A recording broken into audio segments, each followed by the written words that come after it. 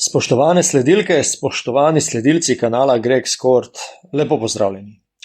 Razmišljanje po tem, ko si je Slovenija zagotovila nastop v četrtfinalu in morda že presegla realni cilj pred evropskim prvenstvom. Pred prvenstvom se je okoli reprezentance naselilo precej dvomov. Takšnih, ki so naznanjali, da okoli Luke Dončića ni dovolj kakovosti niti v igralskem smislu, niti pri strokovnem štabu. Tekom prvenstva se je do tega trenutka zvrstilo že kar nekaj tekem reprezentance in smo na točki četrtfinala. Uspeh, katerega mnogi, tudi optimisti, niso pričakovali.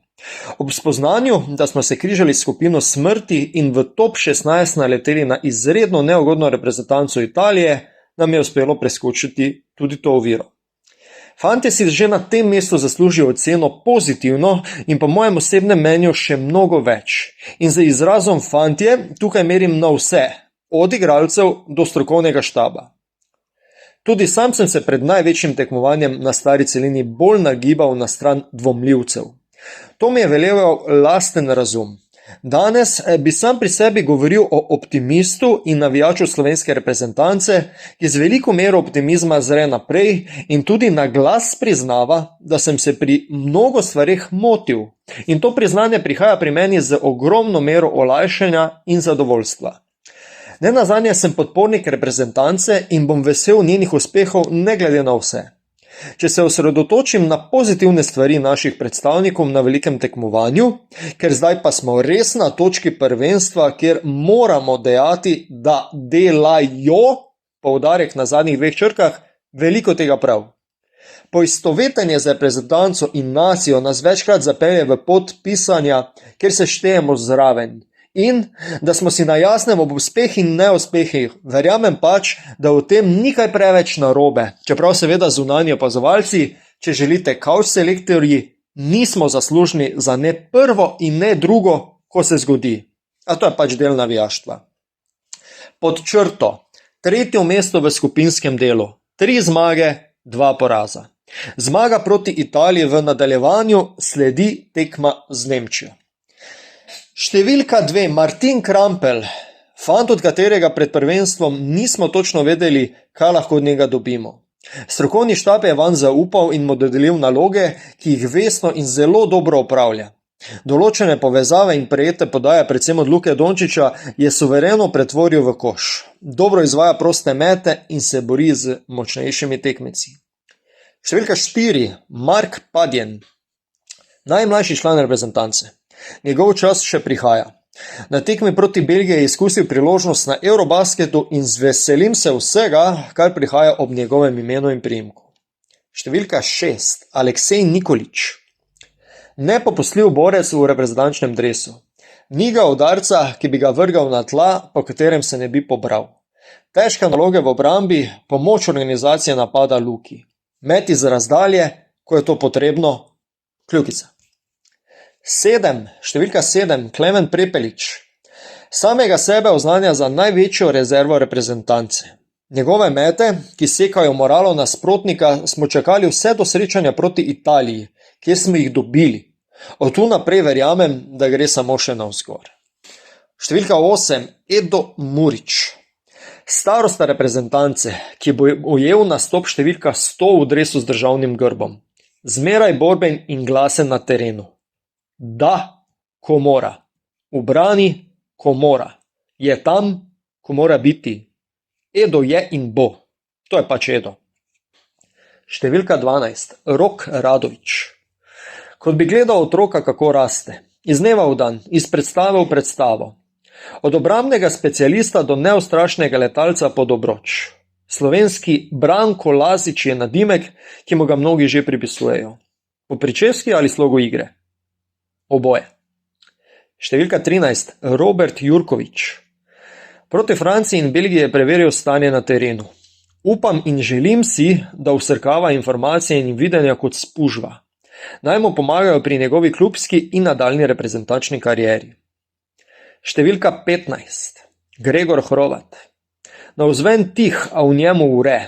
Vre volja po žogi, po prebijanju prve linije, po vtekavanju pod koš ali iskanju tiste zadnje podaje, po metu iz razdalje, ki piči bolj, kot si nasprotnik lahko predstavlja, ali po zaustavitvi morda največjega kalibra zvezde na nasprotni strani terena.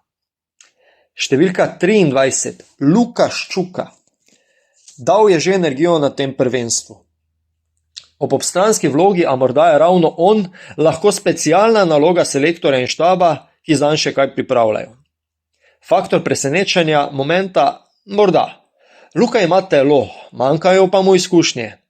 Upam in tudi priznan si želim, da bo oziroma da je potrpežljiv. Številka 24. Alen Omić. Pozovi! Krasen dečko. Energija iz petnih žil, visoko rasli povratnik deškega obraza, ki mu Slovenija seveda ne bi mogla biti bolj hvaležna. Ni postavljal vprašanj, ni postavljal pogojev. Moje telefonsko na KZS imajo. Naj pokličejo. Vse ostalo je zgodovina. Ko so se na spletu vrstili kafanski zapisi, on skoči do konca tekme tudi 10krat ali večkrat.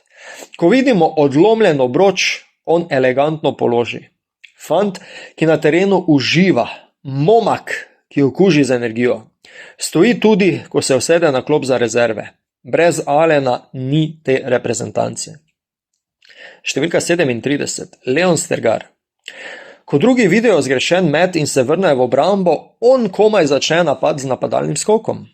Tekma z Belgijo je pokazala, da mu bo nova sezona v Franciji dala še več prepotrebne samozavesti, da bo morda eden ključnih na Evropskem prvenstvu v Sloveniji leta 2029.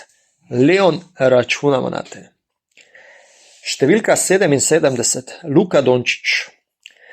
Zmanjkalo je črnila, pogosto zmanjka besed. Človek inspiracije, neverjetne košarkarske nadarjenosti in intelekta. Ne samo, da je okrepil telo in duha, okrepil je vodstvene sposobnosti. Glasen in odločen.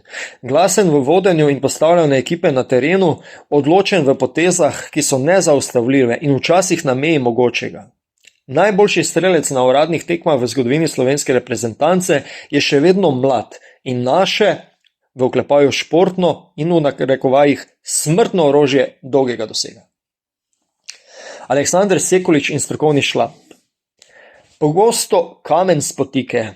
Danes on in njegovi pomočniki, ki so, ponavljam, hkrati naši, odlični kovalci načrta. Vse po tekmi proti Poljski, recimo temu, da je bila za ogrevanje, zelo dobro, prav dobro oceno. Gredo odlične? Povsem možno. Kako bi si avtor tega zapisa to želel. Ni besed. Dvomili smo, dvomil sem takšen, ker sem živ.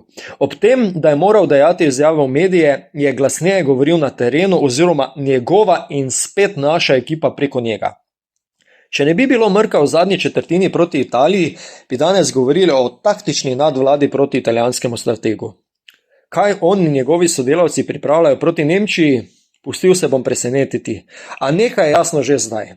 Realen cilj je po mojem mnenju že presežen in zato si vsi zaslužijo čestitke, pa če je to komu všeč ali ne. Zato čestitke Slovenija, igralci in strokovni štab. Za vami je Slovenija. Pozovi! Pozovi, ajde!